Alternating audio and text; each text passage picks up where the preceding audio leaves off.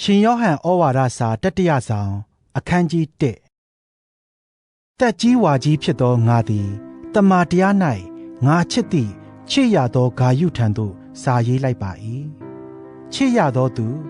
တင်ဤစိတ်ဝိညာဉ်ကြီးပွားတကဲ့သို့တင်သည်အရာရာ၌ကြီးပွား၍ကျမ်းမာပါစေဟုငါဆုတောင်း၏တင်သည်တမန်တရား၌အသက်ရှင်လျှောက်လန်းနေသည့်အလျောက်ညီကိုအချို့တို့သည်လာ၍တင်၌ရှိသောတမန်တရားအကြောင်းကိုတက်သေးခံကြသောအခါငါသည်အလွန်ဝမ်းမြောက်၏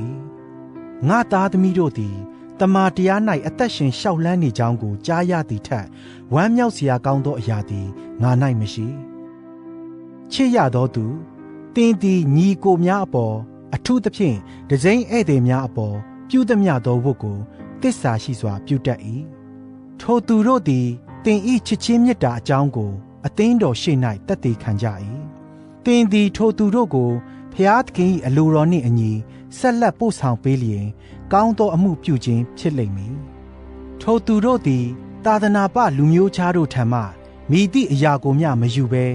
နာမတော်အတွက်ခရီးပြုကြ၏ထို့ကြောင့်ငါတို့သည်တမန်တရားအတွက်သူတို့နှင့်အတူလှုပ်ဆောင်သောသူဖြစ်ကြရန်သူတို့ကိုကူညီထောက်ပံ့သင့်၏ငါသည်အသင်းတော်ထံသို့စာအနှဲငယ်ရေးခဲ့တော်လဲသူတို့တွင်ခေါင်းဆောင်ဖြစ်လိုသောဒယောဒရက်သည်ငါတို့ကိုလက်မခံထို့ကြောင့်ငါလာသောအခါသူပြုနေသောအမှုကိုထောက်ပြမည်သူသည်မကောင်းသောစကားအမျိုးမျိုးတို့ဖြင့်ငါတို့ကိုကဲ့ရဲ့ပြစ်တင်ပြီးဤမျှနှင့်သာမကျေနပ်ဘဲသူကိုယ်တိုင်လည်းညီအကိုတို့ကိုလက်မခံလက်ခံလိုသောသူများကိုလည်းတားမြစ်၍အသင်းတော်မှနှင်ထုတ်၏ချစ်ရသောသူမကောင်းသောအမှုကိုအတုမယူဘဲကောင်းသောအမှုကိုအတုယူလော့ကောင်းသောအမှုကိုပြုသောသူသည်ဖျားသခင်နှင့်ဆက်ဆံ၏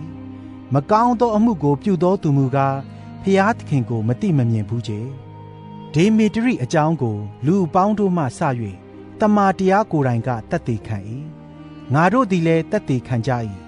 ငါတို့၏တက်သေးခံချက်သည်မှန်ကန်ကြောင်းကိုလည်းသင်သိ၏သင်ထံငါရေးစရာများစွာရှိတော်လဲမှင်နှင့်မှင်တံဖြင့်ငါမရေးလိုပေသင်နှင့်အလင်းအမြန်တွေ့၍မျက်နှချင်းဆိုင်စကားပြောဆိုရန်ငါမျှော်လင့်ထား၏သင်၌ငြိမ်သက်ခြင်းရှိပါစေမိတ်ဆွေများသည်သင်ကိုနှုတ်ဆက်ကြ၏မိတ်ဆွေတို့တဦးစီကိုနှုတ်ဆက်ပေးလော့